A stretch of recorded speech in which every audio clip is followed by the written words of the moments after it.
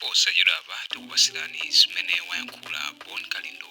The DC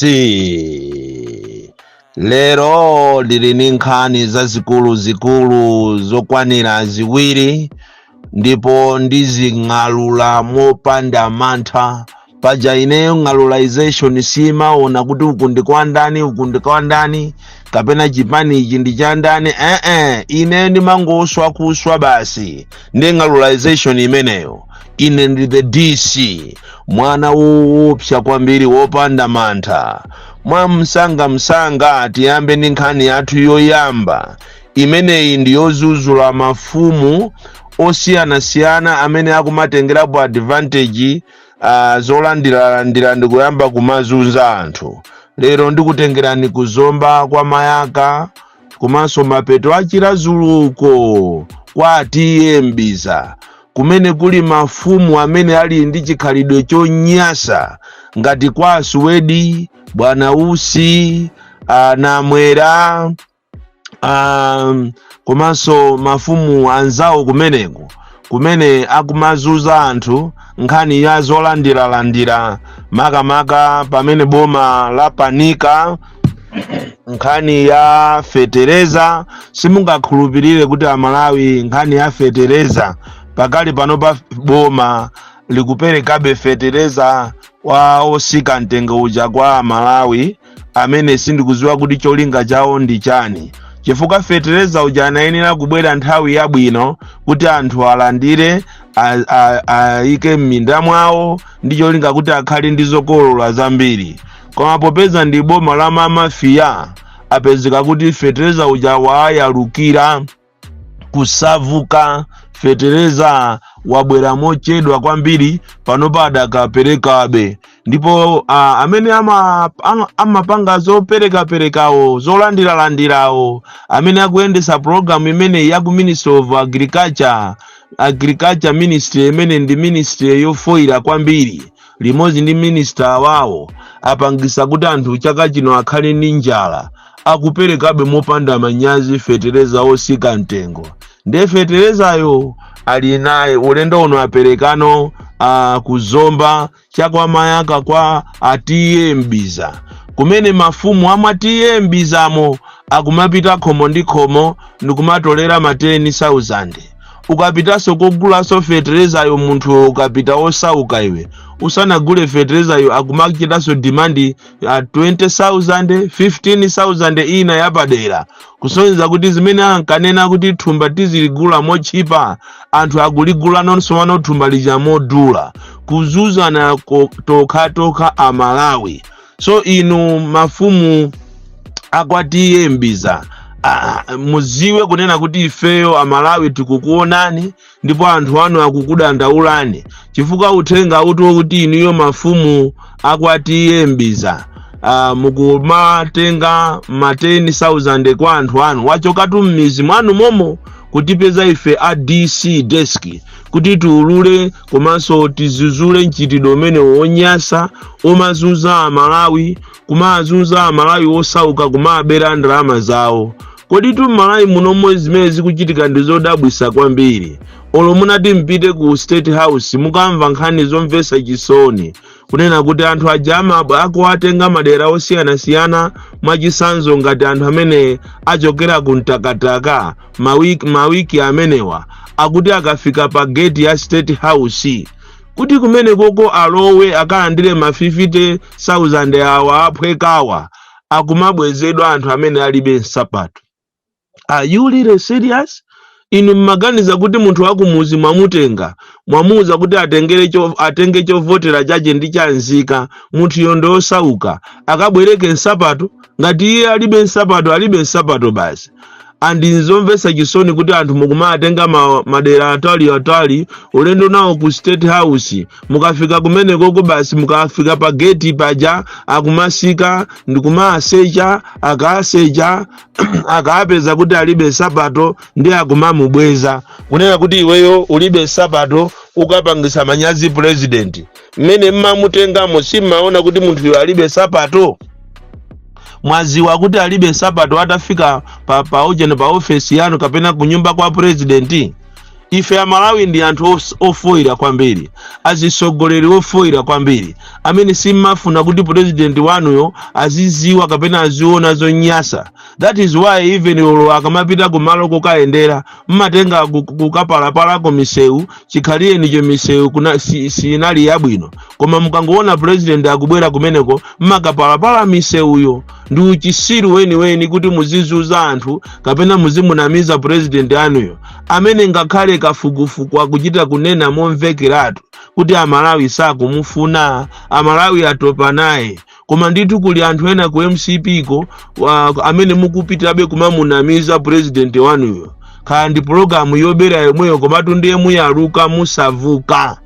Nkhani ina imene tabweresa lero ndi nkhani yokoma kwambiri, nkhani ya kukasasire kunkhata be, kumene Malawi ame anatenga anthu ndikuamenya, kuachosa kumalo kwawo, kuagumulira nyumba, kuaphera ziweto zawo, kuachechera chimanga chawo, komanso pamwamba pa zimenezo ndikuamanga anthu ena ochuluka kwambiri ndikukasiya ku prison ya kumzuzu. Amalawi ndikufuna ndikuuzeni mama wa uno kuti Mulungu ndi woopsa, Mulungu osamasewera naye, Mulungu wachita zozizwa kuzera ku makhoti. Ndipo tikuthokozeni inu amakhoti chifukwa inu mmangoyima pa chilungamo. Amalawi nkhani yokoma mama wa uno ndionera kuti akukasasire aja amene ame opanda nzeru, malomo kuti aziyang'ana mavuto awo, amene ali ndi nkhani ya masalale, uniform zosakhala bwino, zakudya zosakwanira, komanso ndi awo akuchitidwa force kuti azipereka ndalama 150 kashi bade pang'ono ma installments kuti apase matraki suti. Malomo kuti aziyang'ana zimenezo akulimbana ndi anthu osalakwa. Ndiye mwapanga manyazitu wa mkulu wa ame, mwapanga manyazi chifukwa khoti la mzuzu magistrate lalamula zulo kunena kuti anthu akukasasire ndi anthu osalakwa, anali pa customary land.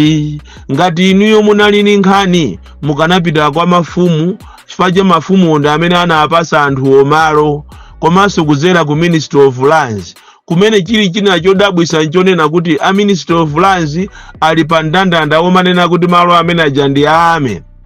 Chikhalire nicho kukasasireko kuli malizi ambiri amene anaperekedwa ku makampani komanso anthu okhuzana ndi malo amenewa.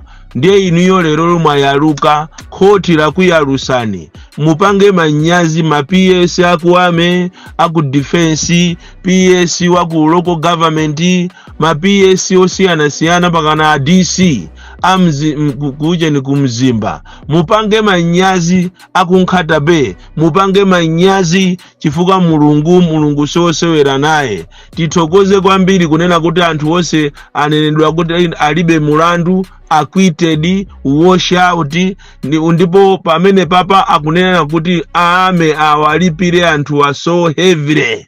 Kutereko kumene koko akuyenera kuti aliyense kuzera kwa maloya anthu achite kakireti katundu amene anaonongeka, ziweto zimene zidaonongeka, mbewu zimene zidaonongeka, nyumba zimene anagumula ame, zonsezi azichite compensate.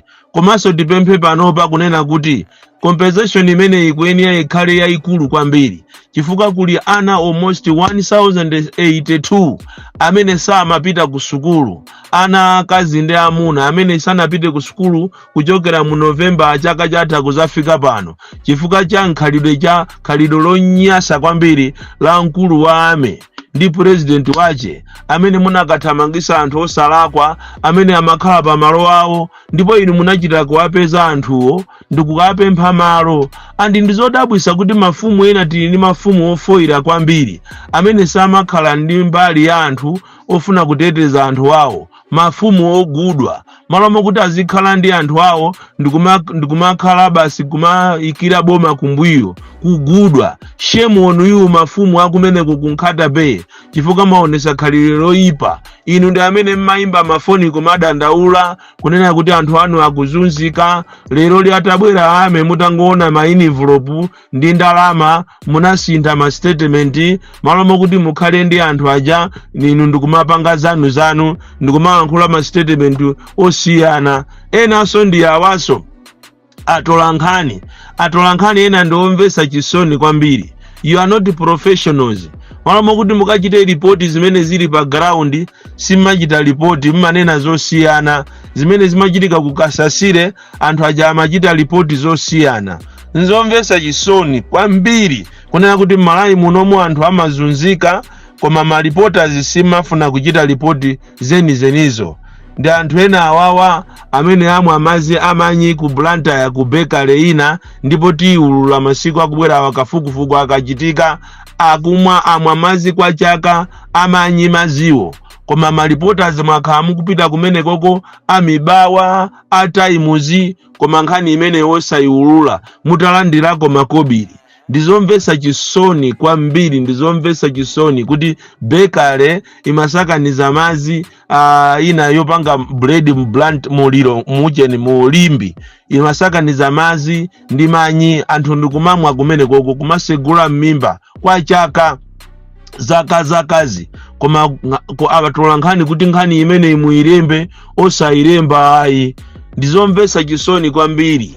Zomvesa chisoni kuti Amalawi sitimafuna kumayima pa chilungamo. Choncho tithokoze kwambiri Mulungu komanso makhoti athu kunena kuti iniyo mwayimirirabe Amalawi ndipo mwayima pa chilungamo poteteza ndi kuombola anthu akukasasire amene azunzika kwambiri muziko lawo, amene anali agalu muziko lawo, amene anali anyani muziko lawo, ankhwere osafunika. Koma inu akhoti kuzera kwa Mulungu mwapulumutsa anthu amenewa. Komanso tithokoze kwambiri JB wa ku America ndi anzache amene mwakhala mukupereka chithandizo pa kampu imeneyi. Tithokoze so Livingstone ya Sinodi popereka malo kuti anthu amene wazikhalapo. Apapa nkhani iti isale ndiyonena kuti mwina maloya akufuna kwabwino alowererepo, anthunso akufuna kwabwino alowererepo, apange limodzi kuti nkhani ithamange ipite ku khoti,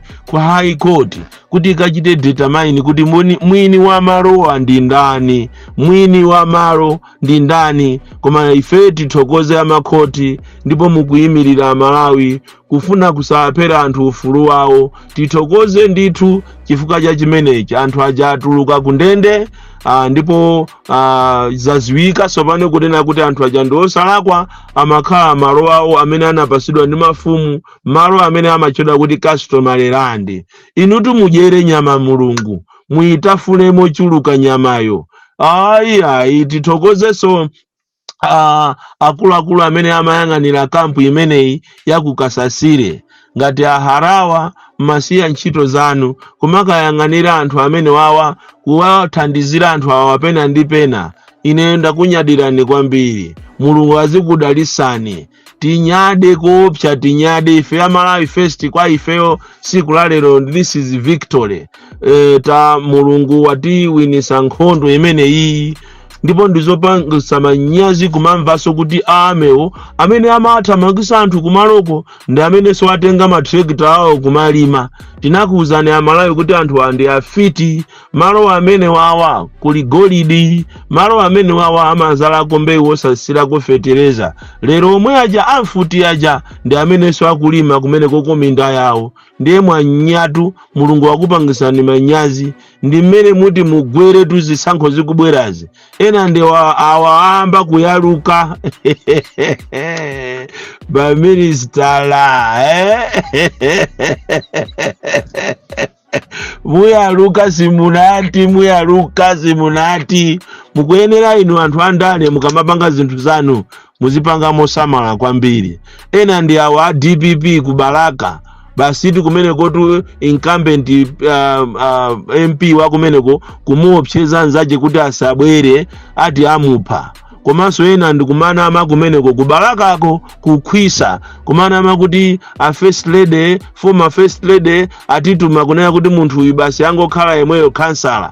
kusakhale masankho musamana mizire anthu mafilimu anu chifukwa ine mukumabwera m'mizimu kumanama kuti ineyo a Profesa Peter Mutharika andituma achakwera andituma kumana mizira anthu amene wa ena ndi awa mukuwana mizira mai Gertrude Mutharika kuti anena kuti kansala waku Baraka kukhwisa asapikisane ndi nzaje kungomuchita handpiki. Shame on you andale onnama amene muti mugwese zipani zanu, amene muti muyaluse asogoleri anu chifukwa cha mtima wajera, mtima ofuna makobiri. Muona muona ngati tikusiyane, sitikusiyane. Osayiwalira zipani zonse zosusa, si mathematics si kufunika.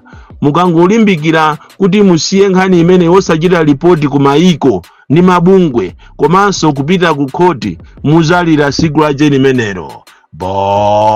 Bonnie Klindo, the DC.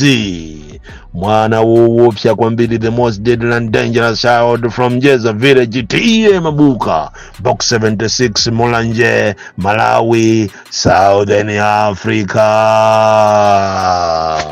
Also, kuna luyankula kwa Bonnie Klindo lero lino pa 29 April 2025. Tajirani momenti kapena kulinde manga zanu